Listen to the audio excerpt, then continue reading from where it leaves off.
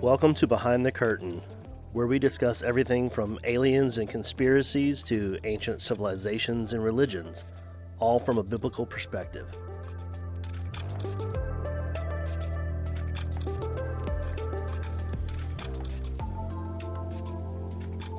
This is it. Yeah. The episode everyone's been waiting for. A few of us. The Watchers was one. Now we're going to talk about the offspring of the Watchers. The Nephilim and also dinosaurs.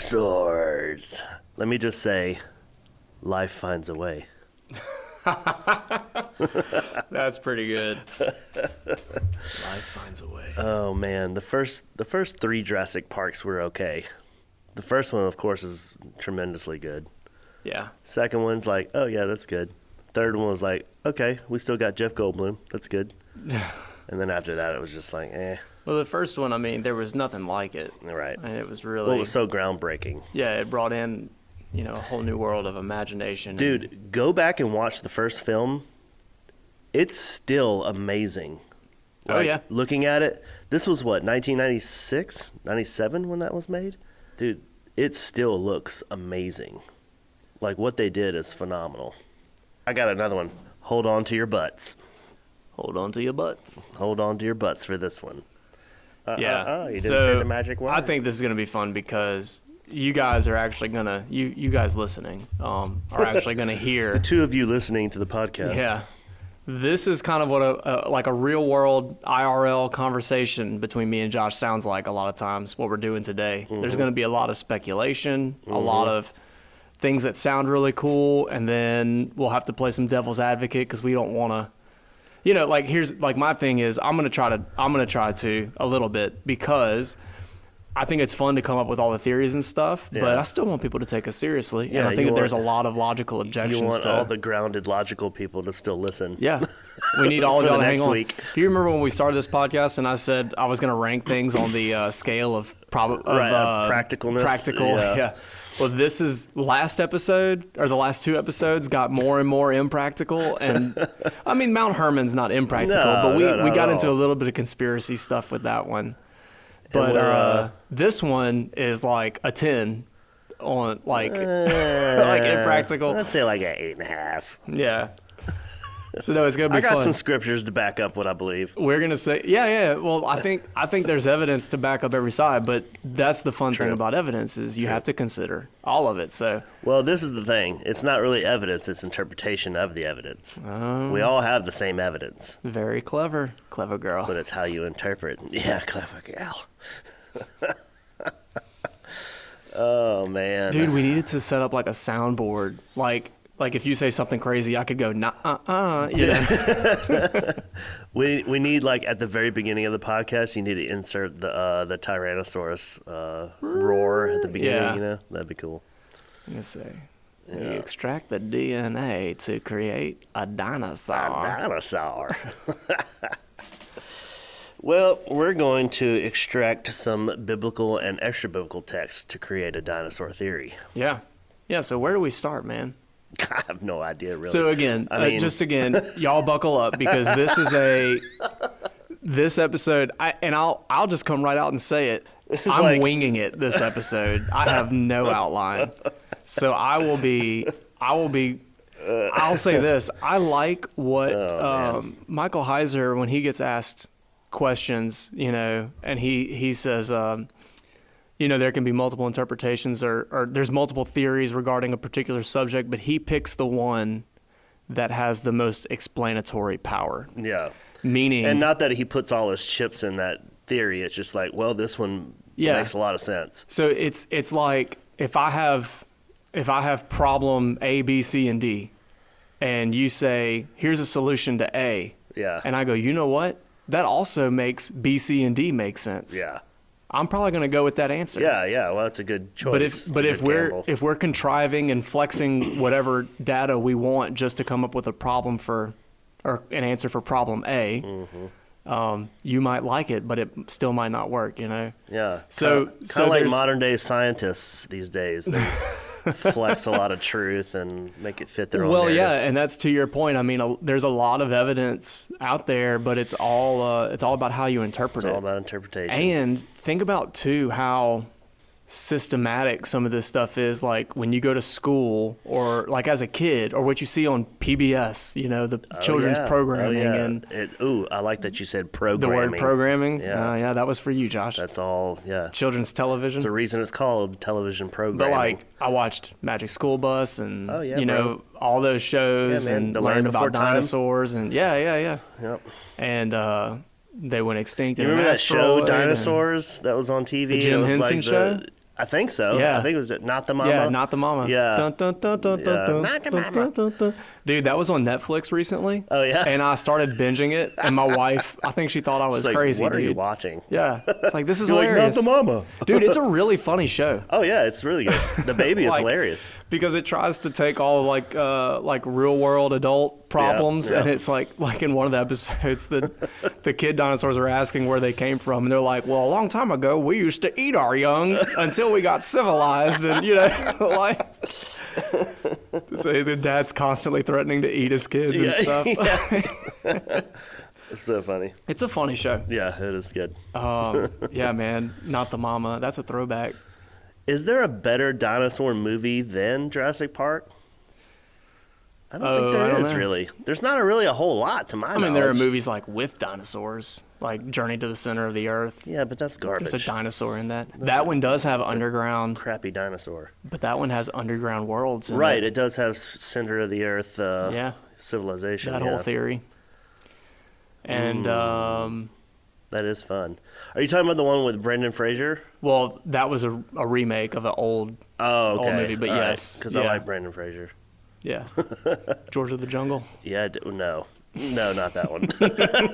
I love. See, that's another one. I love that one. I'm thinking When I was a kid, like, that was an awesome movie. No. Encino Man. So funny. Encino Man with Brendan Fraser was yeah. classic. Pauly Shore. Oh, All right, so Tyrannosaurus Rex. Pauly Shore seems to come up a lot on this podcast. We should get him on the show. Oh, no thanks. Pauly, will you talk about dinosaurs with us? Oh my gosh. They're extinct. So, Oh! That was my uh, attempt at a Pauly Shore. yep, that was awesome. Don't you cut it out. No, I won't. Okay, so Activating auto, Josh. the real question is like, okay, so dinosaurs, how do they fit into biblical narrative? How do they fit into our context and what we think about the world and Right. the earth and how old it is and why did God make these giant animals that seem to just control the whole world, with their size and strength, and did God create them? Yeah, is a question well, that's that I would ask. that's a theory that we've recently been exposed to, which is why we wanted to do an episode on this. Right. And so, just these almost mythological beasts that we kind of know little about, really. Yeah. I mean, there's Well, a and- lot of speculation in Yeah. dinosaur stuff. And we talked in previous episodes about people having hang-ups. Like, I can't be a Christian because dinosaurs are clearly real. They clearly existed. And if you believe dinosaurs existed, which we're taking the stance that they did, at least for this episode. Yeah. No, I Yeah, definitely think because I mean, dinosaurs there's are people real. out there that are like, no, they did not. They I know. weren't real, And they didn't exist. They don't really have good evidence. It's very circumstantial, but all the fossils that we find were planted there. that's their main theory. By Their theory goes evolutionists. like, man, somebody claims that they discovered a bone, and then all of a sudden we started discovering more dinosaur bones. Just where did Just they all like, come all from? of And a it's like, sudden, well, it's yeah, like dinosaur bonanza. yeah. Well, it's like, well, we figured out what a dinosaur fossil looked like, and then they realized, oh, we've got all these fossils.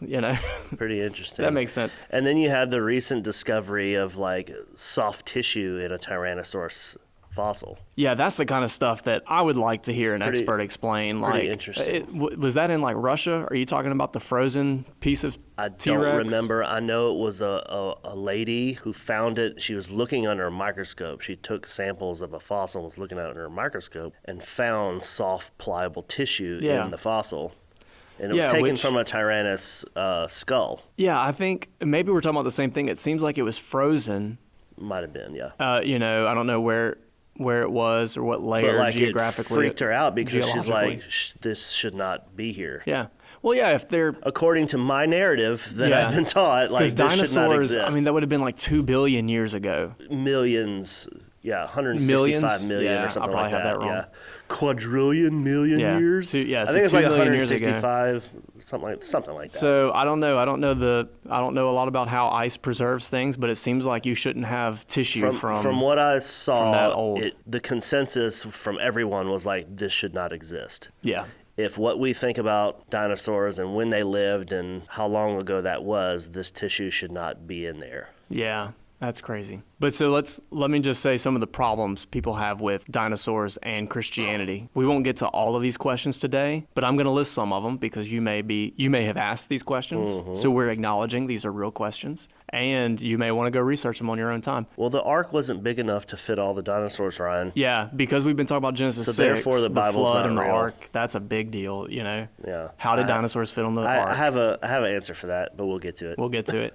So how did dinosaurs get on the ark? Or like survive the flood, I guess. Why don't you find dinosaurs and humans buried together, like near each other if they lived at the same time? And I don't mean like next door neighbors. I mean like in the same geological same world, yeah. Yeah. Supposedly they have footprints of dinosaurs and humans together. Yeah. So Yeah. that's Which some of interesting. those, I don't know, man. I saw some of those and it looked super fake. I'm not gonna lie, but Maybe it was just so super real. yeah, it just my mind could not. It seemed fake. Yeah.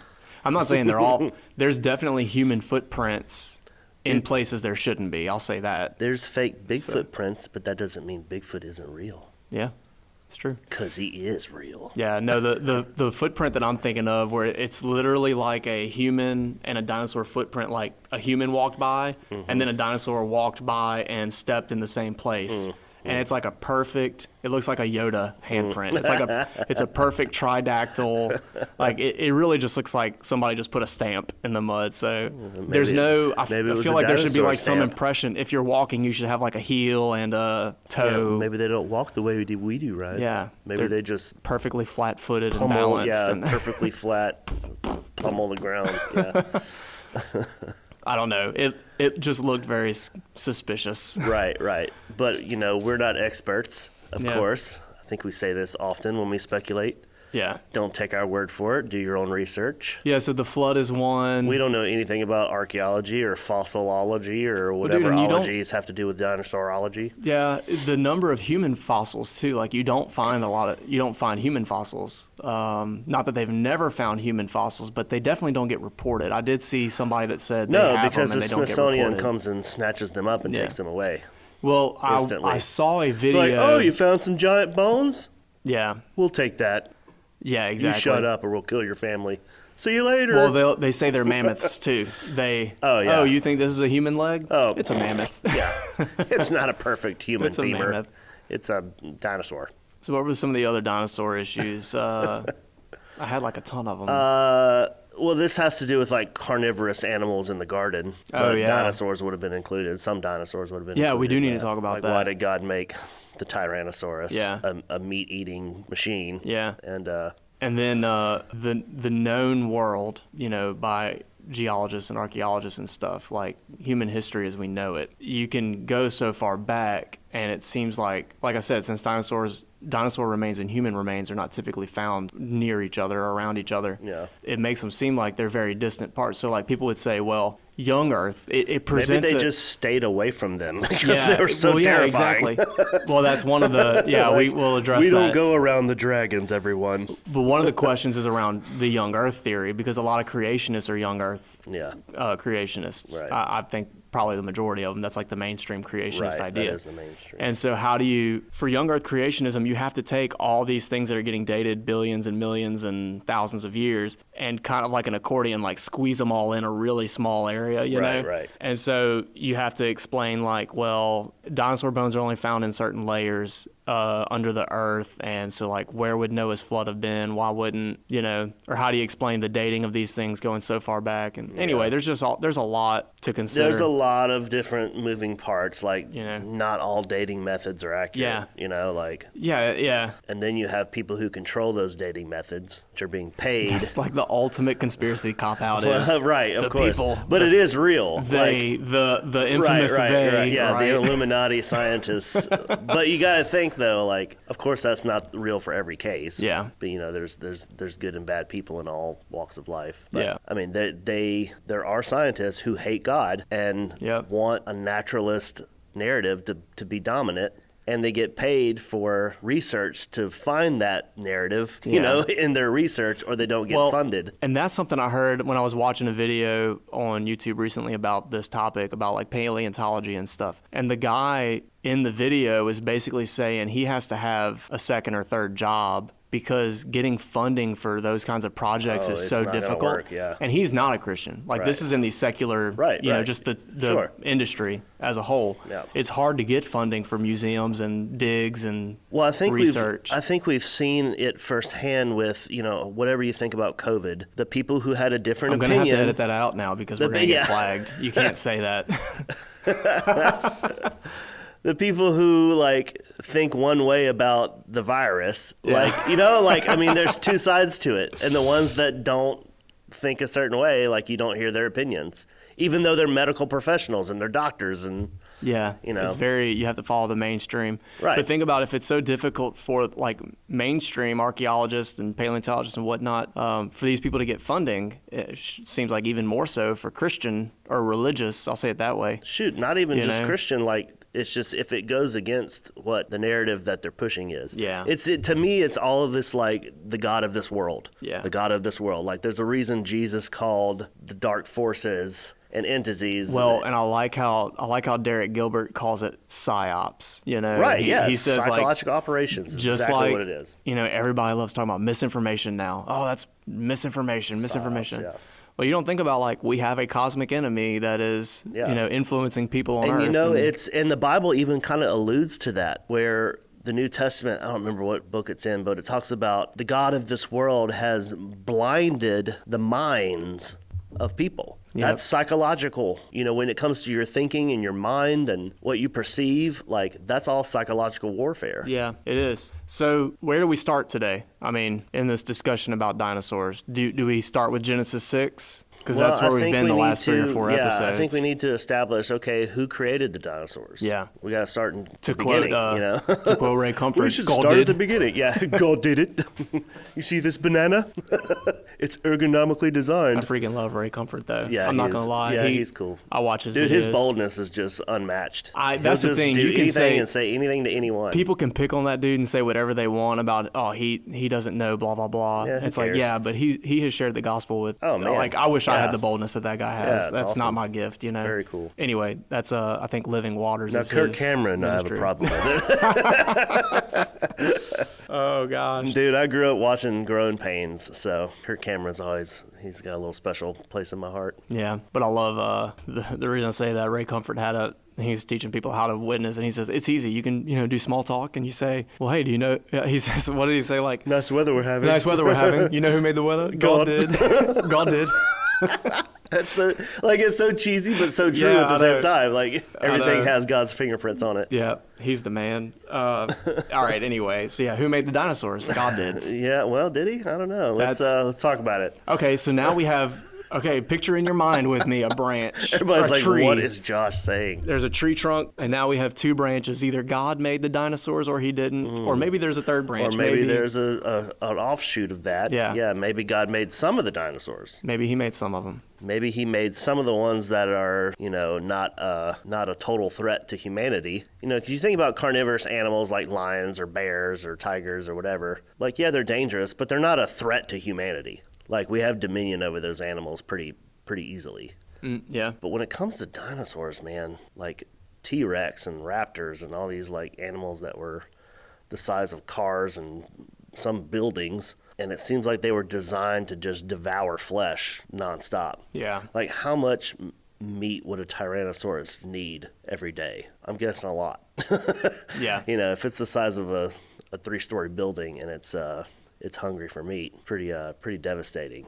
Well, and that sounds like what we were talking about in Enoch. This is gonna really hurdle us into what Josh is trying to say. But that passage in Enoch that says that that they consumed all the works of man, right, and became insatiable. Right. And so they turned on men and began devouring men and consuming blood. And it says right, it says consuming men and all all the animals too. All flesh, yeah. Yeah, this is kind of where I land on this topic. And I credit it to the late Rob Skiba, who passed away just recently. But he's got some interesting ideas that I always thought were crazy. I had heard this theory a long time ago, and I was like, well, that's stupid. I just immediately wrote it off as being dumb. But the idea that when the Watchers came down in Genesis 6, we've bludgeoned this topic to death, and we all know what happened, that they created this hybrid offspring of maybe what the Watchers could have did with animals. And I think we've alluded to this maybe with the mythological creatures of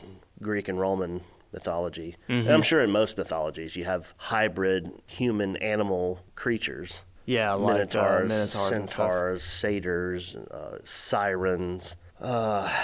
So I think, Josh's opinion, that the Watchers corrupted all flesh. The Bible talks about, with that certain phrasing, that all flesh was corrupted on the earth. That's in Genesis 6:12 through 13. Talks about that God looked and all flesh was corrupted. So if we take that literally, all living beings were corrupted. How were they corrupted? We're not really sure. So that's where this interpretation is important. Okay, what does that mean? Then you have the book of Jubilees, which of course is extra biblical. We don't hold it as scripture, but it might give us some historical insight. It has that phrase that birds and beasts and living animals and creatures were all corrupted as well. Yeah, it gets a little more specific. Right. And so if you take that to mean in a sexual way, like they did Or a genetic way. Or a genetic way, yeah. That could, kind of like what you were saying, solve some of our A, B, C, and D problems, It could present a solution to it. And that's why there's some answers that we come up with for topics like this that I go, that just sounds cool, so I want that to be true. Yeah. But then there's sometimes where it's like, well, that could solve this puzzle piece and this puzzle piece. And so, Right. Yeah, why would dinosaurs, how would Noah have gotten all the dinosaurs onto the ark? Well, maybe he didn't. Maybe they didn't go on the ark. Maybe they died in the flood because they were part of this hybrid corrupt creatures, that were not supposed to be on the earth. Yeah. And he even, so in the book of Enoch. And then the idea of maybe it's kind of like this good dinosaur, bad dinosaur. Like God made the good ones that eat, vegetables and all this stuff. Even though they were big, Noah could have had a baby with him, the size of a dog or something, and bring it onto the ark. Well, see, so one of the challenges that I think to that theory, because that's a perfect example of a theory I like. Yeah. You have things today like crocodiles and lizards and birds and stuff. There's things that we would say are ancestors or descendants of what we would call a dinosaur. People will say crocodiles and alligators are dinosaurs, right? And so how did that survive the flood? You see, you got to have a way with that theory. You have to have a way to distinguish, like you said, kind of like approved dinosaurs and yeah. So, I've seen some of the things that they say are ancestors of the crocodile, and they look like a T-Rex or something, and it's maybe like a Komodo dragon, for example. Yeah. That's a big freaking lizard. That's pretty terrifying looking. But they're not on the scale as what we find in the fossil record of a Tyrannosaurus. Yeah. That's the size of a freaking skyscraper building almost, that's it could just dominate anything with no resistance whatsoever. Well, and I think another difference too that, again, I'll just use alligators as an example. Real quick, to me, that goes along parallel with the Nephilim. Yeah. And what we know about them being giants who were just enormous in size and just totally dominated the human race and obliterated them almost, Yeah. Thus the flood, God saving humanity. Yeah. Really. Well, and that's why I wonder, because again, let's say alligators, let's call them dinosaurs. Alligators are modern day dinosaurs, okay? Yeah. Well, if you look at the food chain, alligators don't hunt humans. Right. And we can wrangle them pretty easily. Yeah. Dude, I've seen Steve Irwin do it 100 times. Yeah, we have Those people are crocodiles. People that I work with that go on crocodile hunting things and shoot them no problem. Yeah. No threat. They shoot them. Yeah, if they bite you, it's a threat, but... Well, and the thing is, too, a lot of those, Komodo dragons or alligators or whatever, they're also scavengers. They'll just eat dead meat or whatever. Yeah. But they don't go out of their way to... Yeah, come after us. Yeah. My understanding, the only animal that really hunts or that'll attack humans is a polar bear. And that's because there's so little food. Right. They kind they'll of take just whatever they can kinda get. go after you. But there's no other animal that on the food chain is above humans. Yeah. I mean, even like sharks and stuff, that we think they're like, oh, they're man-eating sharks. Yeah. No, they don't want us. Yeah, they don't It's hunt out of humans to eat curiosity or humans. something. Yeah, it's So yeah, I think that there are a lot of animals that are opportunistic like that. Sure, yeah, like sure. I would call sharks opportunistic. They'll attack humans, but it's not like they like go I had looking the for 'em. opportunity to eat Taco Bell, and I Yeah. jumped on it today. Yeah. I grabbed that crunch wrap. So you could say that there maybe were dinosaurs that were pure, that God created, and then there were some that were corrupted either by bestiality. I guess you'd call it bestiality. I mean, they're not Sure, humans, yeah. but some, angelic bestiality. Or some form of Or witchcraft genetic- or sorcery yeah, or witchcraft. something, that's what the Watchers taught humans. Why didn't they do it themselves? Or in a modern day idea of like bioengineering. right. You know? I mean, yeah, you get that in Jurassic Park. That's Yeah. the whole premise. Yeah, so like maybe the T-Rex or something was a killing machine. Maybe it was meant to attack humans, So what if Jurassic Park is really a retelling of what happened, and they're trying to resurrect the golden age of hybrids? Yeah. Yeah. Yeah. Well, And and you know that era is called the golden age, right? right. Like when the gods ruled the earth or Oh, whatever. yeah. I thought you okay. meant when dinosaurs ruled. I was like, no, they didn't do anything. Yeah. But if it was at the same time. Think about that though. Like you think of like a giant and the Titans and the Kraken, and and all this stuff of like Greek mythology. That's like huge Yeah. beasts, that like roam the earth. Yeah. Release the Kraken, man. So I would wonder, I mean, so at this point, I feel like we have to explain, because I think some people, we talked about the Sethite view, right? Yeah. That like, oh, angels can't cohabitate with humans and have children. Right. So some people struggle with that already. So now you have to explain angels doing, or Nephilim even doing that with animals. Right. And I would say that like, there's two things that come to mind in my head about this. And again, we're just speculating. Like this could be totally fiction. We could Yeah. be making this up. But there's two ideas that come to my head in defense of that is, one, the word there for corrupt. Like we talked about Noah being righteous, and that word could maybe be in context just mean pure. And so if he was his family were the only ones that weren't corrupted, right? And then look at the way that the word Enoch, or the book of Enoch, and like you said, Jubilee, that it uses that word corrupted. They corrupted all their ways, Yeah, the corrupted And all so, flesh. That's the same way that like when judgment is given by God to the Watchers in the book of Enoch, it talks about how they corrupted their ways, and they became impure and corrupted because of their relations with human women. Not because human women are bad, but because that Right. was off limits, right? Right. So the idea that maybe if it means all flesh corrupted their ways, it could be a sexual connotation there. So you check know. this out. Here's two references that I'll go ahead and quote real quick. They're short. Enoch 7:5, which we can make sure that's correct. It says they, being the Nephilim, began to sin against birds, beasts, reptiles, and fish. To sin How do you against them. sin against an animal? Yeah. That's what I'm wondering. Yeah, well, a lot of times when that phrase is used in the Bible, it's talking about like lying, or something like Right, yeah. you commit adultery or something. That's a sin against your body and Right, your wife. it's and against them. How do you sin against So an animal? Enoch could refer to that. And then Jubilees 5:2, it says that men and cattle and beasts and birds and everything that walked on the earth were all corrupted in their ways and in their orders, which is Orders. interesting. Yeah. And they began to devour each other. So it's just interesting phraseology that Yeah. the writers used there that could really lead to this idea of Well, and again, you could- copulation and then Yeah. amalgamation. Well, and the only reason that makes sense is in context. We're using the same language to describe what happened to humans, women, and Yeah. mankind. Right. They're using the same language to describe Right. what happened to The animals. Watchers So copulated with women and produced Yeah. giant offspring, Yes. which were human but also divine. and they turned on humans and devoured humans, And so if the same scenario and we just, replace human women with animals, yeah. then you would logically have animals that were part divine or giants. Yeah. Yeah, and you get that in mythology all the time. I know Right, you yeah, already that's- mentioned that, That's but all of your all know, of your mythological creatures. you have like all your the hybrids. Leviathan and Cerberus and Yeah, all that stuff. you know, Freaking griffins hydras and and Hydra. Yeah. yeah. Yep, it happens. So some of the dinosaurs may have been killed in the flood.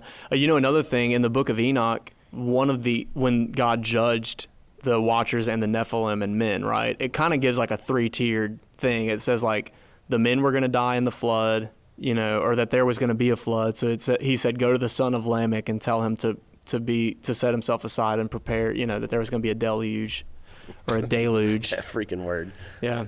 From the South, man. So I'm gonna say deluge. But yeah, so that there was gonna be a flood, and then it says that the Nephilim, it said to send them to basically pit them against each other, that they were gonna destroy each other. And so, like in my head, if we're talking about dinosaurs now, Dude, talk about Battle of the Gods. you kind of get that vision of like a dude riding on a T-Rex's back with a spear, Bro, like, you know, yeah. very or the whole like the whole like Perseus fighting the what is that thing called, the lion with the friggin' scorpion tail? Oh yeah, like a manticore. Manticore, or yeah. I think that's in Wrath of the Titans. There's like Yeah. a manticore that he fights. But yeah, you get all these weird hybrid animals, and so like that in my head, that's a pretty cool scene. And think about you know? like, I mean, that's it. It doesn't. It sounds far fetched, but when you think it through and you really like ponder it, okay, like if the powers of darkness and the sons of God are trying to corrupt the earth, and they want to rule over it, you know, they want to rule humanity and rule everything that God has created there. It's not far fetched that their plan that they had for humanity would go along with the plan for, you know, all the other life. Yeah, and you know what? And I would To like just cause chaos, and they're like, Right. oh, you know, we're going to rule over all this. Right. I'd be interested to see because when we talked about the Watchers and stuff, we brought up the Anunnaki and Apkallu Yeah. and like stuff like that, Which So are depicted as hybrids. they're depicted as part fish, yeah, Fish or part and bird. then Some part of them are. bird, eagle, yeah, hawk-looking heads. and Which stuff. dinosaurs? Birds are apparently dinosaurs. All the Egyptian gods are all hybrid animal people Yeah. creations. Well, even you know, in the secular history, like in the knowledge that we have from studying geology and archaeology and stuff, when they talk about extinction events, the dinosaurs go extinct, but like birds and lizards and certain fish and all things of that do stuff not. carries on. So like, Why? you know, I also think it's interesting. I've mentioned this before, but just on that note of them being depicted as part fish and part bird, that fish and bird are made on the day before land-dwelling animals and humans. And so it's almost like there's kind of this, I'm sure there was some sort of mythological association there of like something being before men, you know, like something Right. being wiser Right, or, yeah, you know, something older than I don't know. humanity. I haven't seen that anywhere. I haven't studied that Yeah. idea, but like I could see that, you know. So, That's but a good point. yeah, but dinosaurs I guess would be land-dwelling animals though, so they would, you know, like a T-Rex would be Right, a land-dwelling sure, yeah. animal. But there's a lot of ocean-dwelling dinosaurs supposedly. Yeah. Yeah, so Can't that would have think been of any of their names, but Yeah. they were in the Well, the Jurassic Park movies. ichthyosaur and the plesiosaur. Yeah, and, yeah, yeah. I mean, know. you got Loch Ness. Yeah. So Yeah. is Nessie? Is she Well, a he's just a dinosaur? sturgeon or something, right? It's just a big sturgeon. Just a big fish. Hey, and you know what else was around Loch Ness? Aleister Crowley's mansion Oh yeah. that Jimmy Page from Led Zeppelin bought. Oh, was he bringing a portal? Was there a portal in the lake? I'm just saying, Crowley was around there. Dinosaur was around there, maybe. I'm sure Lurking there in were. the waters. Well, you know where there were. You and I have talked about this before, but I'm pretty sure his mansion was around Loch Ness. I would Let like me look to. that up. I would like to do a. That's a perfect example. I'd like to do a study maybe one day about concentration of like fossils that we found compared to landmarks and stuff. Because, for instance, you and I have joked when we talked about this theory about dinosaurs being alive at the same time as humans and them being hybrids or Right. or you know whatever. The Quetzalcoatlus in Oh, the Central Quetzalcoatl, America. yeah, bro. Central and South Dude, America. that's a crazy topic. So they named it after the Mayan god or Aztec. There we go. The Bullskin House is a manor that was bought by Jimmy Page. It's on the southeast side of Loch Ness. What? Aleister Crowley. They find monsters there. All right, what were we saying? I was saying that the Yeah, is it Mayan or Aztec? Quetzalcoatl, Yeah, one of those. the god that they worshipped, is depicted as a feathered dragon, which Yeah. they, The plumed serpent. yeah, which they, if you look at non-avian dinosaurs, that's what they call them. Like birds would be avian dinosaurs, and or like pterodactyls and stuff. Right. But like a lot of modern depictions of raptors and T-Rex and things like that have feathers or fur, like some kind of hair on Now them. they do. Yeah. Yeah. So think about in all these cultures this depiction of like feathered dragons. Yeah. You get that even in Asia and stuff. But like, could that have been a symbol? That's always associated with something divine or something Oh, yeah.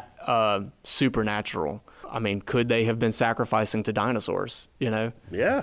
And so anyway, not? Josh and I have joked about this, but Dude, in when you that go look region- up the Quetzalcoatl, like dinosaur, Yeah. dude, that It's thing terrifying. is terrifying looking. yes. It's like a giant, it's like a pterodactyl, but like more evil looking. Yeah, it's and got a huge head bigger. and neck. It's It's like taller than a enormous. giraffe. It's like the size of a bus if it was standing up. Yeah. So I was like, man, if you had like a Nephilim, If they saw that like walking around, they're like, oh my God, it's a god. that's what I would have thought. Yeah. And maybe if it was a Nephilim, or maybe if it was some sort of hybrid, Mm-hmm. maybe it was in league. Like, people train dogs and stuff, or people Bro, train yeah. animals like horses and stuff all the time Right. for battle. Yeah. So maybe the Nephilim are teaming up with these dinosaurs, and That was their mount yeah, in Warcraft. kind of like the Nazgul and the beasts. Yeah. Yeah. The dinosaur flying thing. Yeah, that's kind of what I think of. But I was like, yeah, if I lived there, I'd probably be sacrificing that thing too. Shoot. Or maybe they shapeshifted Well, into yeah, those it's things. like, hey, serve us, we're going to eat you. Yeah, exactly. Okay. Exactly. Whatever you say. So, Whatever you say, Quetzalcoatl. yeah. So it's just interesting. Like, I don't know. The drawings of dragons are always pretty much the same. They're long, they're serpentine, they kind of swirl around. Yeah, and we had this little debate earlier about, okay, they have to have 4 front legs to be considered a dinosaur. I was getting very picky with Josh about. He said something looked like a dragon. It was a lizard. There's a lizard that has wings. Yeah, the little lizard, I think it's in South America. It's a little, I'll have to look it up and see what the name of it was, but But it it's like a little tiny, it looks like a little gecko, but it's got these little extended like wing things that come out off its back. Yeah. Let me look it up. So it can glide. It's pretty cool. Talk amongst yourselves while I look But it up. Josh said it was a dragon, and not being the nerd that I am, said, is it a real dragon, or is it a wyvern, or is it a... So in case y'all didn't know that, if it doesn't have separate wings, it's not technically a dragon. If it's wings, if it's like a bat, where it has wings on the front forearms, that's a wyvern. If it has no legs, it's a worm with a Y. Okay, from what here's the picture And then I think of a it, so you drake. can I think see a it. drake has 4 legs and no wings. So it's called a Draco lizard or Drago. Oh, or, sure. Yeah, Of course they named it after a So, dragon. It says it's found in the Philippines, but it's supposedly like a little gliding lizard. But it's got these little. It kind of looks like fish, like fish fins almost on each side. Yeah, like that little skin. extend out. Yeah. Yeah. And it looks like there's little bones inside there. Yeah, go look it up. The Draco lizard. Maybe we can post that. Yeah. On Instagram yeah, or I'll something. Do that, yeah. But yeah, dude, there's dragons in all these ancient cultures. I actually watched a video the other day about the origin of the dragons. All the in way lore. up until like medieval times, like which is Yep. not a whole long time ago. Yeah. Really. So just really interesting. Like, and there I are- always thought it was interesting that like you picture like the classic medieval dragon and it's got like scales, Right, armor right. or whatever. Breathing fire. Yeah, but a lot of these other cultures had these like hairy or feathered dragons, and I was like, that sounds like it could have been a real, like maybe a dinosaur or something, yeah. you know?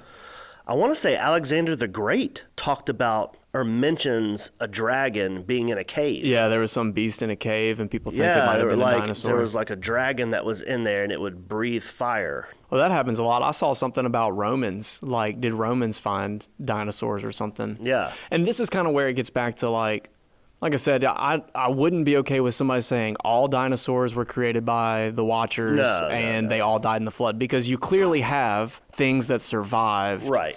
Yeah, You that know? are part of or seem to be connected to that Yeah. family tree. Now, something I did find But it's the interesting. same with like humans. Like they did Right. the same thing to humans. We're still here. Like we're not. Exactly. Right. Yeah, things were preserved in the Right. art. There were some bad humans that were hybrids and they were destroyed. Well, and you can't. Even after the flood, you have the giants, Yeah. the Nephilim clans that God was like, go kill them all. Yeah, and we assume too that there were carnivorous mammals too. I mean, we're talking about reptiles and birds and things Right. that would be considered dinosaurs, but like think about lions and tigers and bears. Oh my, Yeah. right? Like that would have been on the ark too, I assume. And so you can't make the argument that all carnivorous, all quote unquote destructive creatures were evil. Right. No, That's not at all. That's the natural order of things Right. that God created. So And then the whole idea of like, oh, well, the carnivore, animals, why were they in the garden if they ate meat? What did they eat? And yeah, but I've heard a couple theories on that too. right. So like, I mean, you have animals now that have sharp teeth and can eat meat. yeah, But most of their diet is, well, like vegetation. bears. I mean, right, look at bears. Yeah, right. They're omnivores. They'll eat berries and Right. Whatever, and they also eat fish and deer, whatever they Right. find. So yeah, you I think you could find a scenario. The real reason I like the I'm down with a lion eating an apple. yeah, it's kind of a weird image, right? It is, isn't it? But think about this. We mentioned this when we talked about Genesis 1 and 2, that in Isaiah, when he says the wolf will lie down with the lamb, the child will play with the serpent. Yeah. And he names carnivorous animals lying down with, prey, Right. basically, living in peace. Right. So yeah, that's the idea is peace, yeah. Yeah, so it's the idea that God is going to restore that A peace, peaceful order, right? yeah. So is it a literal recreation of Eden? Does that mean that those animals were in Eden and didn't eat meat? Yeah. Maybe so. So I think you could take that literally if you wanted to. Like, I don't see a reason Or why maybe not. if they just ate each other, they just didn't eat us. Yeah. Yeah, that's another question is like, They could have animals die in the Eating garden? each other, yeah. I mean, you telling me that Adam never stepped on a bug or something? And Yeah, maybe not. There Maybe wasn't they human had force death. fields or something. like the death that it talks about was like human death. There could have been animal and insect and Yeah. plant. I mean, plants died. So here's another theory. Okay, I've heard this before. That what if there were either A, no carnivorous animals in the garden, or B, no animals at all? Because when it says that Adam named the animals, it says God brought the animals to Adam. It says that he formed them from the ground and brought them to Adam. So maybe they were out of the garden and he was like, I'm giving you dominion over all the earth. Let me introduce you to what's out there. And brought them to Adam. Adam named them and they didn't live in the garden, right? So then But you're how did they get outside the garden? well in creation. I want to say Alberino has a theory that's like that. Really? That dinosaurs were not a part of Eden; they were outside of Eden. Yeah, so I think that because co-atomism, right? Yeah, There's right. constant debate over whether there were humans back then or not, Sure. like other humans other than Adam. But is it possible? I think we always just kind of assume that there are animals in the garden. Mm-hmm. But what if there were not? And whether there are animals in the garden or not, what if animals were outside the garden? Because Yeah. you have the whole Genesis 1 creation story where he creates birds and fish and land animals, and then Genesis 2 stops and kind of retells the story and says God planted a garden in Eden and made man from the dust and put the man in the garden. Right, right. So if the garden is kind of So like they're this, somewhere outside of the garden. exactly, For there's him to still put land the outside man the garden. into the garden. Yeah. Where was he when he was created? Yeah, so that's kind of what I'm saying is like if you have carnivorous, like if you're like, man, well, I don't believe there was any death in the garden, which means no lion is jumping on a gazelle in the garden, Right. or But excuse me, a maybe tiger outside they or a were. lion, whatever does that. When he comes into the garden, it's like a safe zone Yeah, for Adam. yeah. Like they're not going to kill you. They're going to eat vegetables if they're around you. Well, and But once they go outside the garden, then it's like game on. it's like playing a It's like a safe zone. MMORPG, yeah, right? it's like a safe zone. Yeah, your safe house. If you don't know what that means, it's massive multiplayer online role playing game.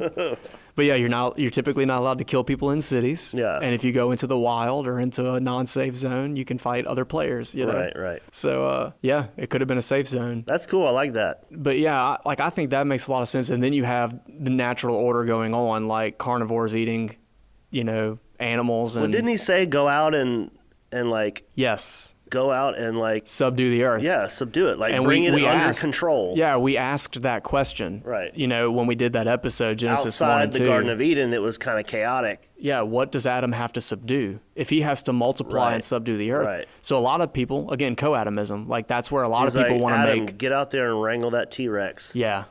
Yeah. But a lot of Maybe people, Adam wasn't as small, like average size as we think. Maybe he was a big guy. he could have been big. Could have been very Could big. have been tall. I mean, there were other megafauna back then, right? Giant animals. Megafauna, and what's the other mega something? Like where plants and stuff Well, were that bigger. would be flora, megaflora. Flora, yeah, flora and fauna. Dude, like I remember going when my family went to Costa Rica. We went there for a year on mission, and went up in the rainforest. And dude, they have these elephant ear leaves that like grow out of the ground as big as my dad. My dad's like 6 foot, and dude, these leaves were just like enormous. We took pictures by them. It's just amazing. So, like, if the climate is right. Right, yeah. You If the certain climate, yeah, things grow bigger and stronger and So that's faster. the antediluvian world. Bro, we don't Maybe know. humans we don't and know plants what and the animals were climate was bigger. like. How dare you? We don't know what the climate was like and how big stuff was. Even humans. Yeah. I'm picturing, like, some Power Ranger stuff, like punching a monster in the face. Like, Adam's like, subdue the earth. Subdue the earth. Yeah. Start playing some, Oh, you could. what's that song? Yeah. Led Zeppelin. Yeah. Adam's just Who throwing is up. connected to Aleister Crowley. Oh, gosh. Wow, we've come full circle. Adam's just throwing a right hook at like this giant, like a mammoth or something, Oh, jeez. That's dope. So, yeah, you could have had predators outside the garden. So, And then that would have given Adam something to subdue, I right, guess. yeah. I mean, yeah, it makes sense. Extend the garden, Yeah. plant plants and things, and Make everything like Eden. another kind of swerving back, which we're still at the beginning, earlier in the podcast when we talked about like your three routes, like if God didn't create all the dinosaurs, that's still what we're talking about. Yeah, yeah. Again, because we find that interesting, and maybe people have never heard this theory before. No, they probably haven't at all. Yeah.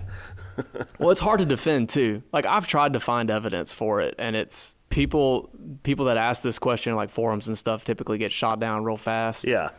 And of course, you're not going to have any professionals that take it seriously, I think. So, but the geological record, if you look at like, the periods, like the Cretaceous period and the Mesozoic era, like Right. those things, Yeah. the basic, like the elementary fifth grader definition for the geological time scale, I think is what it's called, is that the deeper down you dig, the older things are. Well, I heard, and it's a lot more complicated than that. So, like, if you happen to be a geologist and you're listening to this, please don't shoot me. Like, I understand it's more complicated Just than write that. us a nasty email. Yeah. Come on our show and explain it. Yeah, exactly. Yeah. I would love to see hear. how tough you are. No, really, I would love to have people chime in on this. But I heard one explanation that if you believe Noah's flood was a global flood, and the Bible says it took like 100 days or 150 days or something like that. I don't remember for the flood waters to totally rise. They were talking about all the cataclysmic events that would have been going on around the world if there was a global flood and what could have caused it. And they were saying that these geological layers, because they are connected to elevation or depth, I should say depth. Yeah. That it makes sense why all of a certain species would be buried at the same time, right? Because the idea is that animals need food, so they're going to live wherever that food is abundant.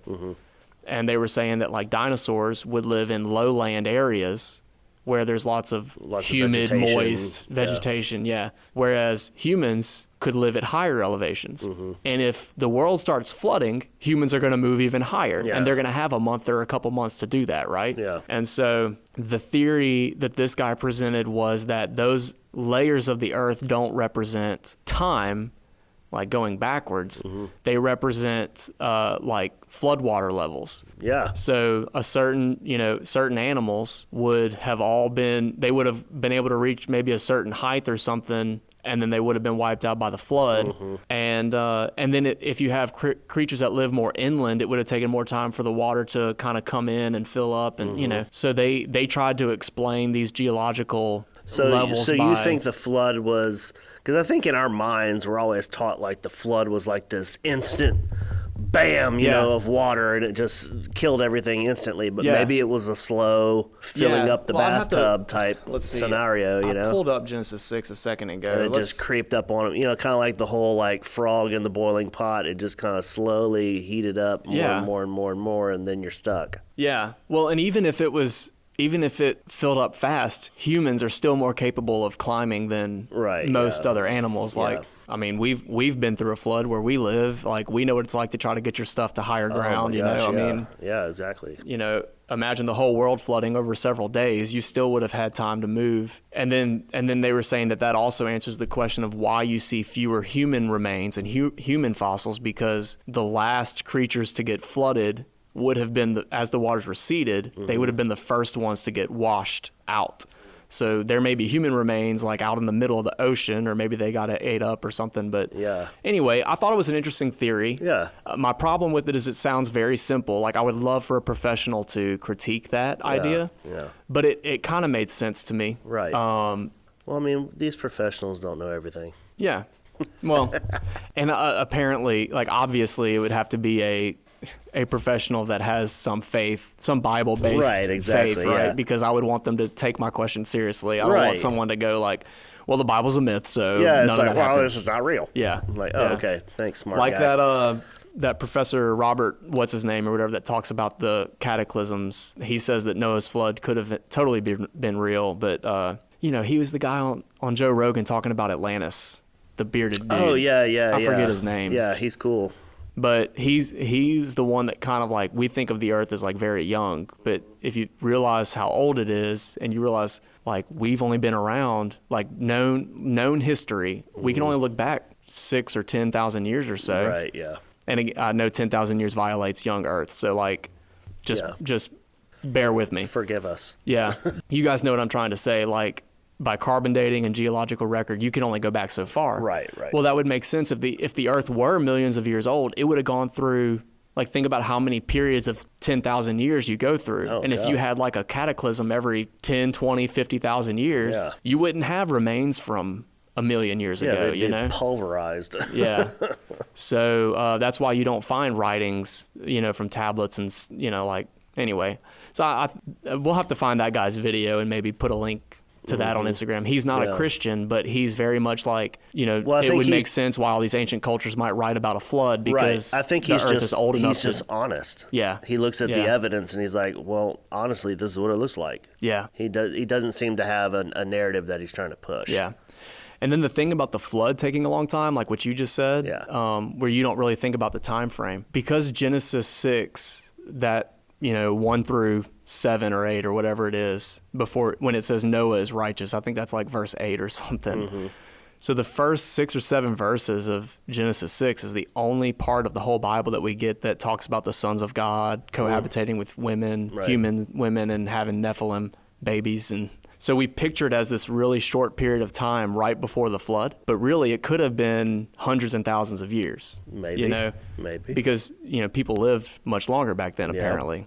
And so I think in the book of Enoch, when it talks about God pitting the Nephilim against each other and destroying each other, it was something like 500 years for them to like be destroyed. Yeah, how old was Noah when he built the ark? Let's see. He was a couple hundred years old, I believe. It says he was 600 years old when the waters came upon the earth. There you go. So 600 years. yeah, think about like for Like, 500 years if that there just- had been giant I mean, wars. To us, that's like eternity. Yeah. 600 years. Yeah, can't even fathom. Yeah.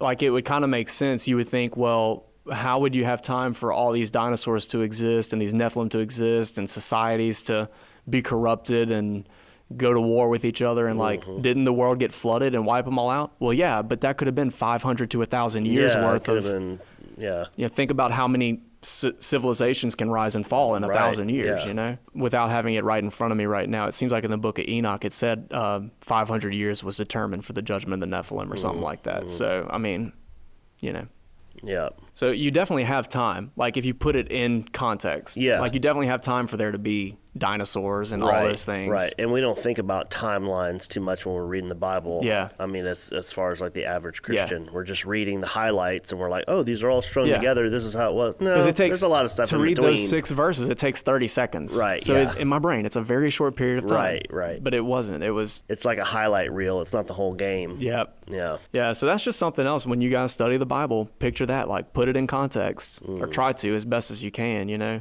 What about Medusa? So let's see. Oh, Medusa. Medusa was like a woman / like snake. And then the whole like the idea that all of these things are like reptile-ish, serpentine type creatures is pretty interesting too. The fact that the devil is mentioned in serpentine language, and then the seraphim are burning serpents. It just seems strange. It just seems like it all could connect in a serpentine way, you know, with that imagery. And yeah. Okay, I found the timeline of the flood. here you go. So I feel like I should have known this from. You're like, sorry guys, it was 30 days in between. Well, I mean, you might feel silly when I read this, but you know, we should have remembered this from our Sunday school nursery rhymes. Like 40 that days. It was 40 days. 40, that's how long it rained, right? Right. It says that the flood continued 40 days on the earth. Well, let's see. It says. Well, it also talks about the depths, the ocean, the funnels or whatever under the ocean opened up as well, not just rain. Yeah. So it says rain fell upon the earth for 40 days and 40 nights, and then later, so that's Genesis 6:12. But Ryan, a day is like 1,000 years. Well, that would help this argument. Then you would have thousands of years for these creatures to go extinct. For 40,000 years. Yeah. Noah got really old. Noah was really wet. Yeah. His kids were dragging him out of the ark, like on a bed, on a stretcher, you know? No, 1,000 years is not literally a day, you guys. I'm sorry. Right, yeah. I don't like that. There's a lot of things I try to like play both sides on, but I really don't like people using that to explain Genesis 1. No, not at all. So I'm not saying it has to be a literal day. I'm just saying don't use that scripture. Yeah. So well, better is one day in your courts than 1,000 elsewhere. Than 1,000 elsewhere. Hallelujah. 1,000 years. Yeah. Well, okay. All right, you've convinced me, Josh. You found one more passage that has that. Noah lived 500 years. Oh, gosh. Lord of mercy. So this says, so verse 12 says, rain fell for 40 days and 40 nights. It says the flood continued for 40 days on the earth, and the waters increased. So now is that an additional 40 days, or is that the same 40 days? Sounds like it's an additional. And then it says, talk about every living thing dying, and it says the waters prevailed, verse 24, the waters prevailed upon the earth for 150 days. Yeah. So in this video I was watching where the guy was explaining it, he was basically saying you have a period of 150 to 200 days maybe for the waters to rise, which would have been enough time for people to move. Right. And they would have all died eventually, but the last humans to die would be at the highest places, and animals would not have been, Now, didn't God give Noah, I think it was like 120 years that he built the ark? Yeah. I want to say it says that somewhere. Look that up. Well, it would be in the same chapter. It should be we need a Jamie like Joe Rogan that looks up all of our info for us, like on the spot. Like, hey, pull this up. Make sure. Yeah, that's funny. Yeah. By the way, we're not really endorsing Joe Rogan. I just happen to have seen those videos. Oh, no, yeah. I mean, Joe Rogan's got some really great stuff, of course. It's very dirty language, though. Oh, yeah, sure. Just saying, watch at your own risk. Unsaved people it's not Christian, have unsaved mouths. It's all good. How long was it, Ryan? How long did he build the ark? If it was 120 years, that's a lot of time for people to see a I'm looking. A boat construction. I just realized I said Genesis 6. I meant Genesis 7. That's what the timeline. Oh, gotcha. That's what the timeline is. So Genesis 6 should have Noah building the ark. Ooh, Godzilla. That's another dinosaur-ish creature that we don't think about that has a lot of mythical stuff attached to him. And you know what we haven't talked about, speaking of Godzilla? King Kong? Yes. No, breathing fire. Oh, yes. Like we talked about dragons a little while ago. Yes. And even those medieval accounts of dragons talk about breathing fire. Yeah. And the Bible says Leviathan breathes fire. Yeah. Now, again, that whether you think that's literal or not. That fire comes forth out of his mouth or something. Yeah. Doesn't it say something like that? Flames of smoke of, whatever. Yeah, I don't know. smoke and ash or something like that. Yeah. There's a guy on YouTube, I don't remember who it was, but he talked about I was listening to him talk about in this lecture how the myth of the dragon is not so far-fetched for to be real life. And he talked about like these cavities in certain dinosaur skulls that are empty, like in their head, like nasal cavities that could have housed like glands. Yeah. Like, and he gave an example of the bombardier beetle, how it has these two glands that are attached to its abdomen, and when it wants to fend off a predator, one gland will shoot a certain chemical, and the other gland will shoot at the same time, and when they mix together on the outside of its abdomen, it causes like a caustic, like acid, like a burning, almost like fire. It looks like a bomb going off, thus the bombardier beetle. Like there's smoke and it's almost like an explosion.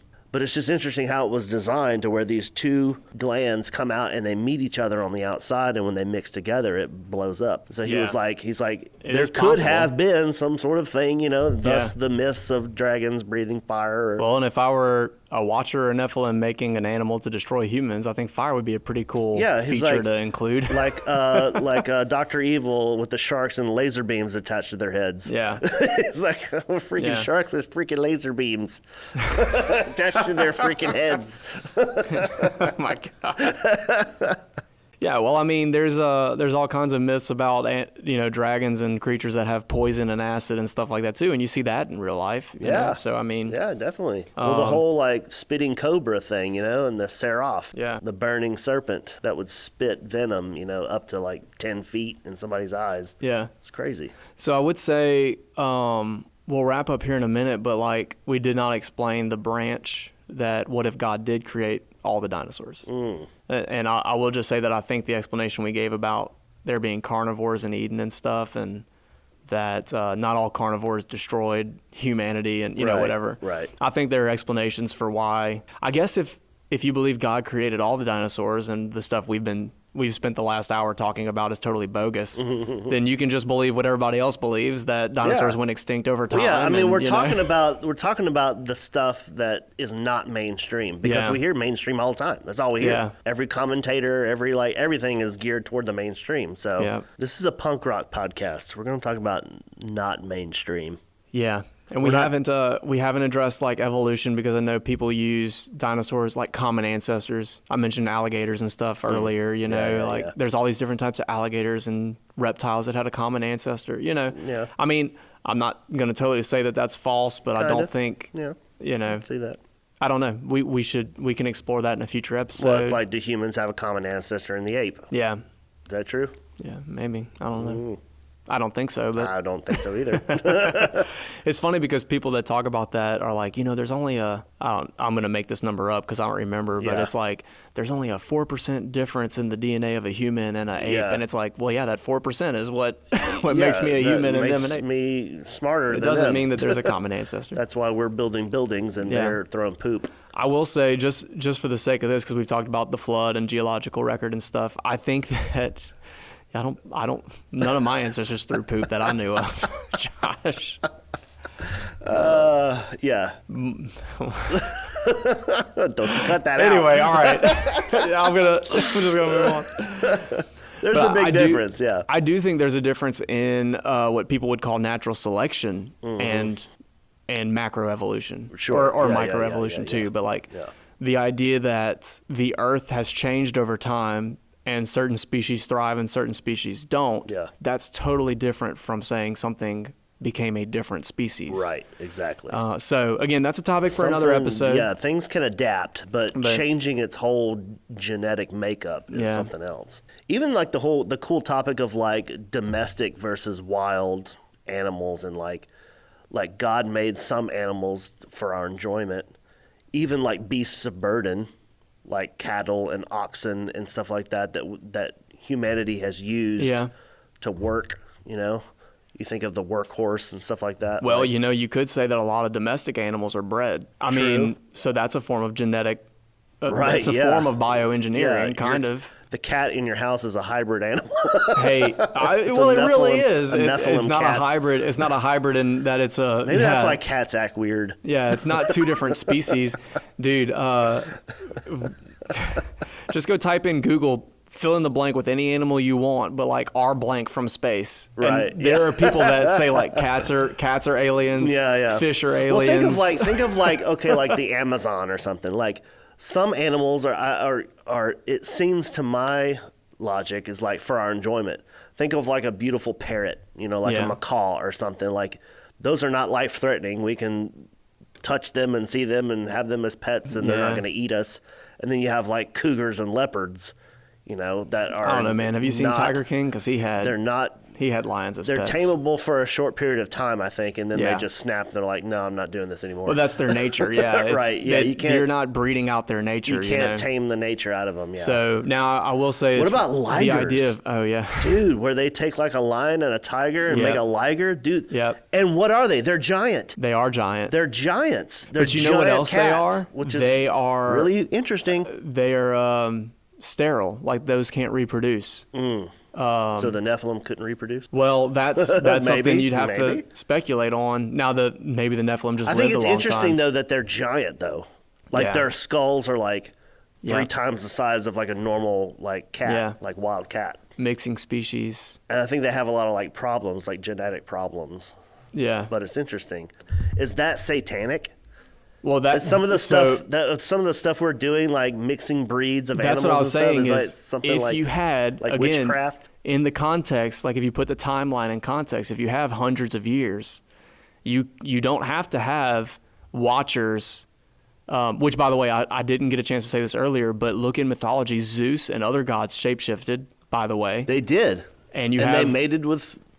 Stuff, And you have stories about like the Minotaur. The way the Minotaur was made was they put this woman under a spell and made her mate with a bull. I mean, so like you have this stuff in mythology. So there's like witchcraft involved too. There is witchcraft putting involved. her under a spell and all that stuff. So bestiality and witchcraft are involved. But if you want to take a purely materialistic, naturalistic route, right. If you have the context that maybe there were hundreds of years, you could breed dinosaurs. Maybe I mean, maybe so. Maybe there's a natural explanation too, but it still maintains the watcher idea that they were trying to maybe they were breeding animals to destroy humans. And it's funny that we're still doing this stuff. Yeah, like you think that's why I it's say that because we like domestic dogs and stuff. Right. Yeah. You have wild dogs. Right. That have been over time they were bred, and that's how you got domestic dogs because they're Well, even like in the more like nefarious type stuff, like cloning animals and like that whole technological side of it. That maybe that was going on. Where Tim Alberino says we might be headed toward the days of Noah, Yeah. Like just weird technological human animal. That's another thing, stuff going on. Like if you believe that there was all this genetic, I've heard all these different people we've talked about before call it seed wars and gene wars and bloodline, wars and like whatever. But if you believe that there was some sort of fiddling with genetic material, then when Jesus talks about the days of Noah, that we could be seeing that in the modern science world, it could be a qualifier back to what was going on with the Watchers, tampering with God's creation. Yeah. And they like that whole like the coined phrase, playing God. We shouldn't be playing God, with these types of things. Yeah. Why? Because it might unleash something. It might. You never know. And then like the whole merges with like AI, like a creation in our image. Really is what it is. We're playing God with this stuff. And I'm not saying technology's bad or anything. It's not inherently bad. It's what you do with it. But it is kind of weird. Like that we're created in the image of God. We create and, we want to be like God, but some of this stuff starts to get a little weird. Well, I think like we talked about iRobot earlier before we started recording, but in the human, this is a totally non-Christian way to talk about it, but like the collective consciousness, the collective history, right? Like it's almost like humans know that this is bad for us because you have stories like iRobot where they create this There's AI. a revolt, bro. Yeah. It turns on you. So, it's the same with like Jurassic Park. It was like, oh, we're going to create these, these animals that once ruled the earth and like, and then it goes horribly wrong. And you find yourself Jeff Goldblum with his pants. No, that wasn't Jeff Goldblum. Jeff Goldblum wasn't the one that got eaten on the toilet. It was the other guy. No, it was that other dude. Yeah, no, Jeff Goldblum. Yeah, Jeff Goldblum survived because he was in the other movies. Dude, Goldblum was the one that was like, no, Yeah. we shouldn't be doing this. Yeah. Turns out the old man was a watcher. Bruh. It wasn't a cane. It was a staff. It was It's a sorcerer's staff. yeah. Bro. Well, yeah. This is the kind of stuff Josh and I talk about off the podcast. This is fun. This is why we started doing this podcast. This We was were a like, lot we of need to fun. record some of these conversations and So see we go if people... from like extreme Bible exposition to watchers and aliens and dinosaurs. We need to talk about Bigfoot, dude. I'm sure some people were upset when we suggested that angels could mate with humans, and now we're saying angels can mate with animals. Oh, you didn't like that? Well, how about this? Yeah. But I feel like we presented our reasons why, and we're saying it's just a theory. We're speculating. It's a fun theory. So maybe Bigfoot is a hybrid from the watchers mating with apes. Yeah, or maybe he is I've heard people say that they think Bigfoot is a Nephilim that has is a shapeshifted. Nephilim. He's either shapeshifted or wearing a disguise, and so he would still be a hybrid in that case. Oh, okay. Now, I'll say this. We did not talk about, we mentioned shapeshifting, but shapeshifting is something that's very real in a lot of cultures. Very much, yeah. So, well, the Bible, it doesn't say, but there's some scripture passages where God tells Israel to go and wipe out The Amalekites. The Amalekites, for example. And people have always been kind of puzzled by like where he tells them wipe out everything, even their livestock. Yeah, women, children, and livestock included. Like kill not all of just their the men. animals. Yeah. It's like, wait, why? Why do they have to kill the animals? Well, there was a myth/Jewish tradition that Amalekites, being giants, could also shapeshift to look like animals. Yeah. And so if that was in their minds at the time, they're like, let's kill the animals too, just to make sure, in case they shapeshifted into an animal, we'll kill them too. Yeah.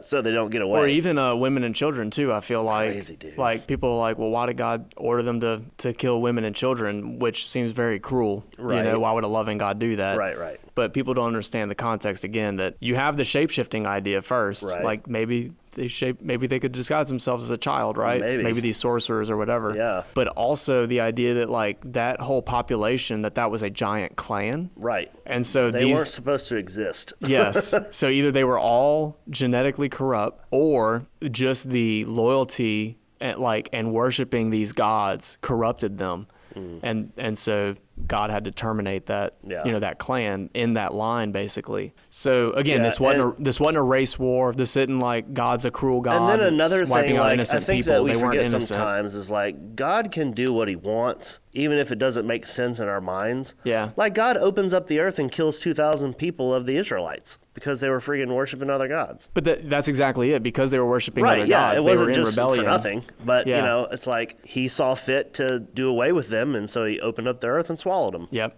Like, it's crazy. But, It is. he's God. So just before we close, Noah building the ark, the traditional belief is that it was 120 years, but that's what I not in the thought. Bible. Oh, okay. The reason they think gotcha. that is because God says, I will only abide with man for 120 years or whatever. Yeah, so yeah. people go, oh, it took Noah 120 years to build the ark, but that's not. So it's just kind of It's not a direct link. It's a theory. And then I was gonna say that the word I was trying to find it real fast. That So our next episode recap is going to be like, well, you remember all that stuff we said?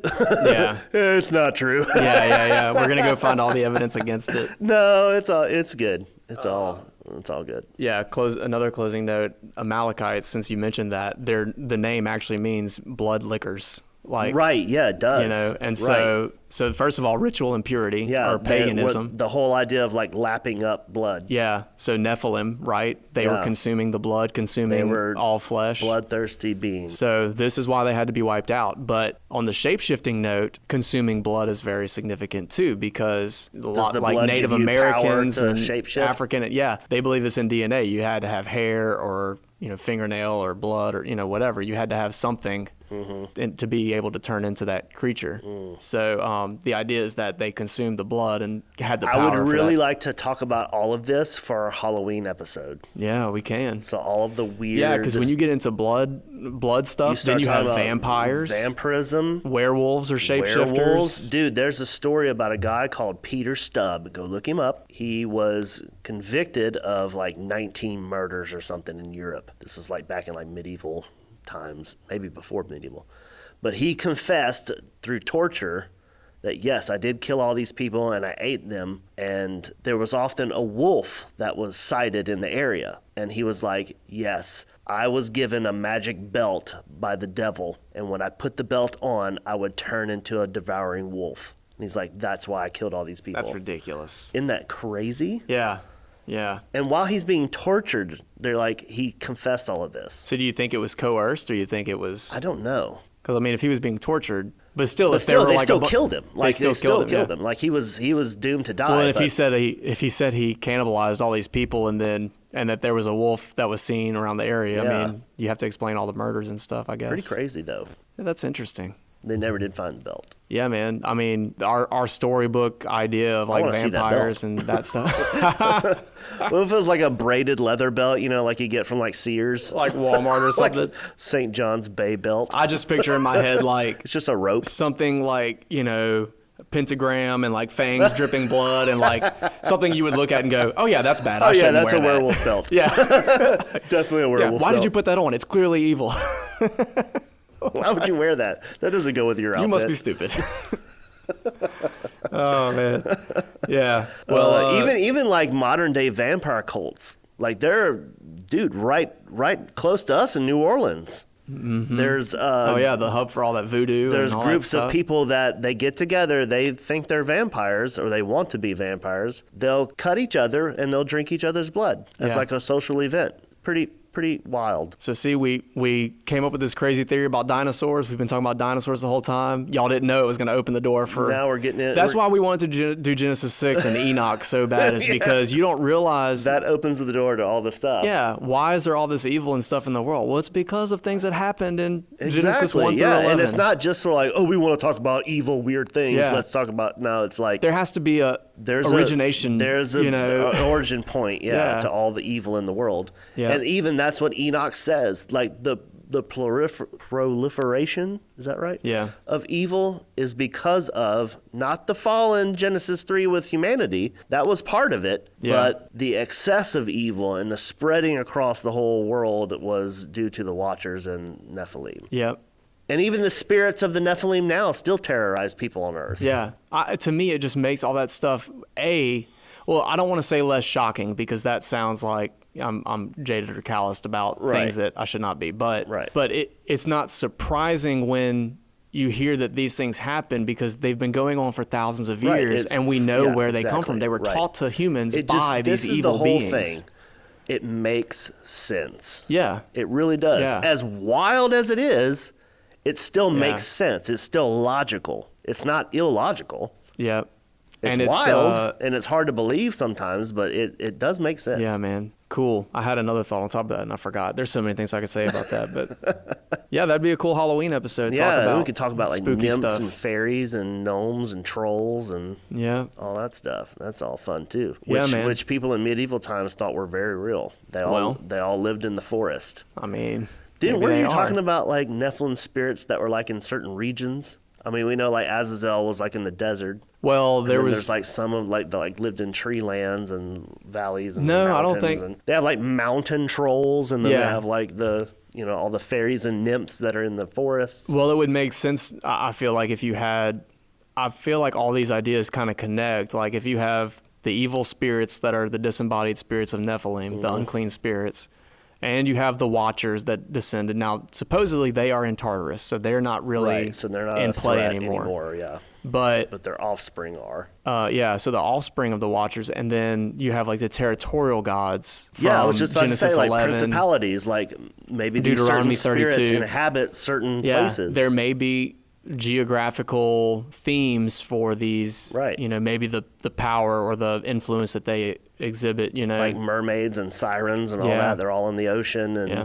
yeah, nymphs, fairies, and trolls, and orcs and ogres, and like we think about all that just being, oh, it's just all made up. Yeah. Maybe it's not.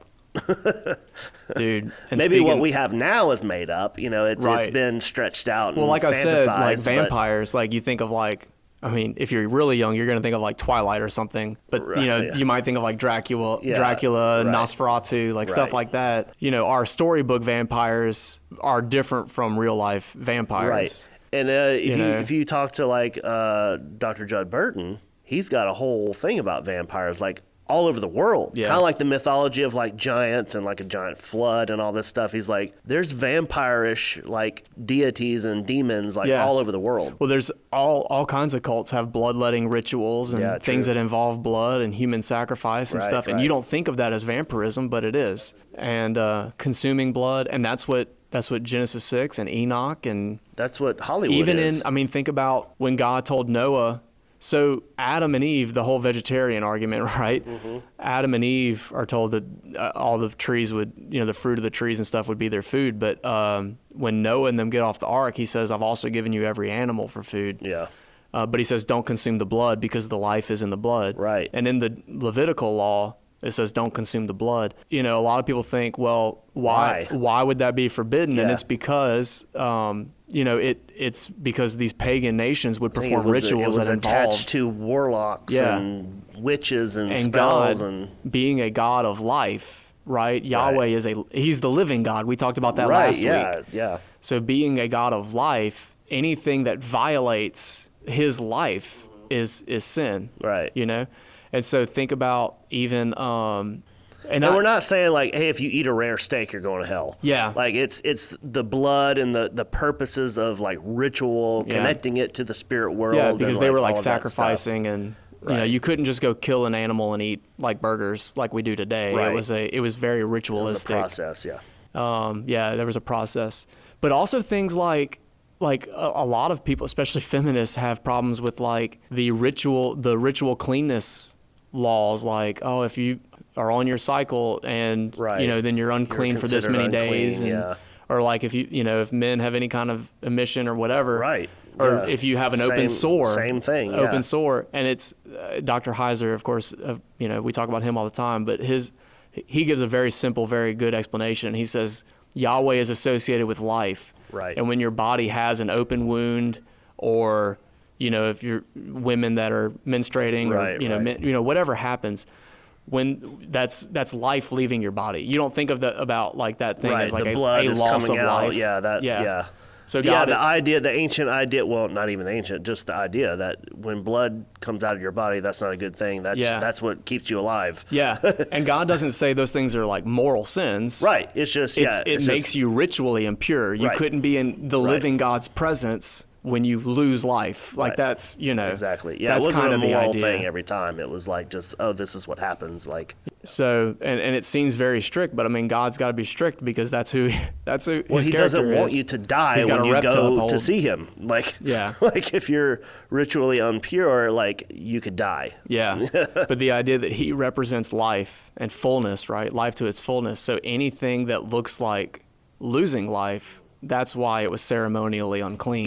Even up to like the New Testament, dude, like where the Corinthians are going and they're supposed to be having communion and they're getting drunk and eating too much and people are left out. And it's like, Paul says literally that some of them died. Yeah, Like some of them just straight up died for taking this thing not serious. Yeah. Like God is like, look, I'm a serious thing. My presence is a serious thing. My Yeah. holiness is a serious thing. Like, and again, it seems cruel, but that's another example of it being actually a mercy. right. It's like Yeah, he's warning true. us, like, don't come into my presence when you have this. Right. You even get that, even though we don't follow those ceremonial laws anymore, you get that in the New Testament. He says, like, if you have something against your brother, go and talk to them. Yeah, and, before you you bring come a to me, witness. make it and, right first. You Yeah. know, like forgive them, and if you can't reconcile, bring somebody with you, or bring it before the priest or the court or whatever. Mm-hmm. Yeah. So God gives these rules, even in the New Testament, to say, like, I can't have that in my presence because I represent life and perfection. And let's distinguish, because I think people that have grown up Christian, sometimes we get this idea that rules are bad and that rules are like Well, that's the world. I mean, Right, it's like, non-Christians why does God want criticize to put the all these Bible for rules that. on me? He doesn't want me Yeah. to live free. It's like, well, no, the rules are because he loves you. Yeah. I heard this pastor one time, he gave a great story that like really hit this home for me. Was he's like, if you're a dad and you have your kids, you build a fence around your house, like little kids, because you don't want them wandering off. They could die. So you set up a boundary, Yeah. a law, that keeps you in a safe place. And it's not that he doesn't want you to go out. When you get older, you get more mature, you can go out and venture and take care of yourself. But right now, you need boundaries. You need laws to keep you safe. It's because he loves you. And so, Yeah. it's pretty interesting. And it teaches us about God's character too, because like think about it, the priests couldn't have open sores and wounds. They couldn't have Right. broken bones because they represented God to the Bro, people, they couldn't right? have like Great. certain like clothes and like Yeah. cloths sewn Yeah. together. They had to have their beards trimmed a certain way. Or- There's so much. And I've thought about that too, like the moral law. People say, well, you don't obey all the laws in the Old Testament. It's like, well, the moral law still applies because it represents God's character. Right, like, right. God doesn't lie, so Right. I don't lie, Exactly. So God is teaching me about his character through his rules. And even Jesus said, be holy like the Father in heaven is Yeah, holy. yeah, How really. do we know what his holiness Well, is? We have the rules. we fulfill the holiness of God's law through Christ because Yeah. he fulfilled it for us. Yeah. He lived perfectly. Yeah, so I know that when I have faith in Christ and I follow his commands, I'm So representing the whole God's like character. I identify as something, like I identify with Christ. Like Yeah. that's our identity. Yeah. Like you can identify as a furry. I'm gonna identify as being with Christ. Yeah. Well, Do you think that's Anyway. dude? That's another thing we could talk about. Like people Like deviant, people wanting to be animals. alternative. Oh, Like there's so many Oh. things like where people want to be animals and they like modify their bodies and like Yes. the thing about the furries thing, it is oftentimes a deviant sexual side to that. yeah. Which is interesting. Well, there's also connections between like someone who is sexually immoral and who is like violent too. Oh yeah. I mean very much. that seems to True. be a connection. You can kind of all when you these go things to the that are extreme, immoral and yeah, sinful. the extreme like sin that's unbridled and Yeah. hinged. It goes that direction. Yeah. It seems It's just interesting. even toward children. yeah. Like when sexual urges and all that stuff are not like kept in place and like held back, like it seems to go that direction. Yeah, like, towards it always kids, turns- It turns violent. It turns Yeah. like just crazy. Yep. Animalistic. It's something, Yeah, man. and I think that's a part of the days of Noah as well. Yeah. I think that ties into it as well. Well, because we've seen that. Like, what if the Genesis 6 story was about angels having relations with human women? If we're defying the Sethite view and saying, no, it was spiritual beings, like or even if it wasn't spiritual beings, it still represents like something that's out of order Right. sexually, right? Right. And then Sodom and Gomorrah, they were sexually immoral, and, we could spend an hour talking about that. And then Yeah. I think in the previous episode when I was talking about Phineas, I said Midianite women. I meant Moabite. Thanks for that. I'm clarification. making that correction now in case anybody caught that. But Yeah. the Moabites the prostitutes that were sleeping with the men of Israel. This is right after the donkey talks to Balaam, right? yeah. And God kills them. And Was then, that God's way of like having his little hybrid moment, like talking through a donkey? No, no, but it does. You have the talking animal motif there. Yeah, that's that crazy, represents though. something spiritual, right? Yeah. But yeah, that this wasn't just sexual immorality. It was a ritual. It was a spiritual worship Right. thing. They were worshiping Baal. So anyway, there's all these connections to sexual practices that we don't think about. It's funny that you mentioned Moab because the Bible talks about the lion-like men of Moab. Have you read that? Yeah, that they're called the lion. He was called. Yes. Said they were lion-like Yeah. or lion men, Yeah. which could mean they're just fierce as a lion Yeah. or whatever. But maybe they were hybrids. Yeah, maybe so.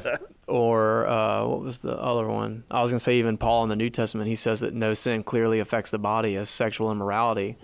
Paul may not have just been talking about don't have sex before you're married. He might have been saying like, Right. look at our history and all the Yeah, crazy things that look at happen all around the- this. Yeah, look at all the crazy stuff that's. I mean, come they would have through. been living in the Greek times. They would have known about the And, gods yeah, and like, hybrids I and don't all think that we stuff. ever like framed it in this way, but it's like all of these problems, it stems from a sexual dysfunction. Yeah. And Yeah, that's a context you don't usually put and it then in. when Jubilees talks about like going out of their orders, Yeah. like all of these men and animals and all this stuff, like they were corrupted Yeah. out of their order. And we talked about Grotto of Pan last week. Yeah, that was highly sexual. Yeah. So, and there was sexual immorality, but that included bestiality. It wasn't just humans all the time, you know? So yeah, a lot of people make sexual immorality out to be like, don't have sex before you're married, don't have sex with people you aren't married to, don't, you know, like the whole LGBTQ thing, like, oh, don't practice these alternative lifestyles. Unnaturals. But you don't think about it as like a ritual, like God designed my body to fulfill this There's purpose. a spiritual thing that goes Yeah, on. and so Paul was protecting that. Paul was We saying, think you of don't it realize as- this right, affects your body this right, way. it does. Well, not It's a just your spiritual body, thing. but the two become one. Yeah. Physically, and I think spiritually as well. Yes, that there's a spiritual side to And it. when that's corrupted and that gets ripped apart, you have pieces of this one on you, and you have pieces of you on this one. You know, Yeah. think if you like glue two boards together, Yeah, and then you rip them apart. You know, you're gonna have particles of each board stuck Yeah. on each other, and it's like that's the Yeah. whole idea of like baggage. Yeah. You know, you have relationship baggage. Yeah, man. You're carrying on. You know, what was one, it's now been separated. It's a big deal. People don't want to treat it like it's a big deal. They want to live Sucks, free man. and all that. Right? but Yeah. It's not a big deal. Express yourself and. But here you are. You're like spiritually connecting to all these different people. Yeah. Well, and again, in studying these kind of fringe topics, sexual practices is just something that just comes up in all of them. So It I does. really do think It's like interesting.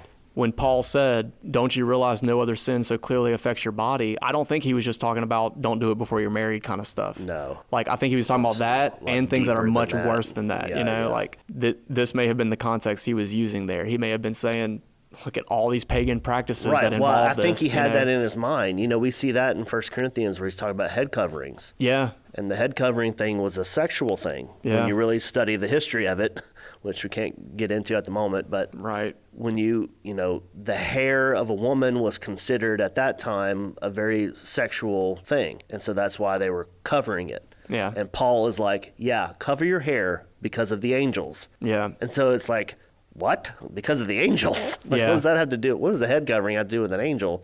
In his mind, if that's something sexual, we don't want Genesis 6 to happen again. Yeah. We don't want to, to flirt with that, and we don't want that to happen all Because over. of the angels. Bro. And that's where we're going to end it.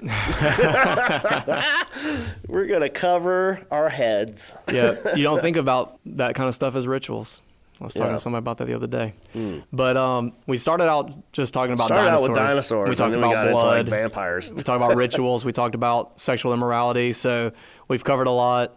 We're going to come back to those rituals and blood, that kind of stuff. We'll go deeper into that in another episode. Dude, our Halloween episode needs to be like crazy. Yeah. That would be, I would enjoy talking about it on any day. Vampires, It's a very interesting topic. werewolves, all the scary stuff. But just know, as a Christian, the Holy Right. Spirit, what does it say? Greater is He that's in me. That's in me as he is in the world. Yeah. Hallelujah. So these people are dealing with real spirits, and we are too. We're dealing with a real spirit that has Oh, yeah. authority over those spirits Definitely. and authority over those things. So go pray and study your Bible. Be prayed up. You never know what you're going to come across, you know? Dude, it's so exciting to be a Christian. Yeah. Like when you really like see more of the picture than Yeah. your Sunday school. Well, if you think about it as like, oh, I go to church. I go to this church on Sundays. Monday through Friday, I work for this guy, and then Yeah. I go to church on Sunday. If you think about it like, I'm freaking Aragorn. I'm gonna go. I'm gonna go slay this. You know. you shall not pass. Yeah. If you think about your Christianity more like Lord of the Rings, That's or how it is, man. dare I say Dungeons and Dragons, something like yeah. that with all these. Yeah, man. You don't think about your Christianity like that, but that is what we've been brought into. Dude, the spiritual world is much more active We're than on a you. spiritual campaign. Yeah. Yeah, We're man. rolling the dice. We're always rolling 20s with the Holy Spirit, bro. That would make a cool T-shirt, man. Snake eyes, baby. It's always a critical roll with a critical hit with. Hey, if you've never played D&D before, I don't know. Maybe y'all watched the first episode of Stranger Things season 4. Dude, D&D got a huge comeback after Stranger Yeah. Things, man. She rolls a 20 when they're fighting Vecna in the beginning of season 4. Okay. So you guys have a little bit of context for what I'm talking about. But you can make a T-shirt with Jesus. It's always 20s, something. Oh, bro, rolling 20s. Natural 20s. Everybody's going to stop listening now because they didn't know I knew about Dungeons and D&D's Dragons. of the devil. Like, well, yeah, these guys know about Dungeons and First Dragons. Harry Potter, now D&D. Amen.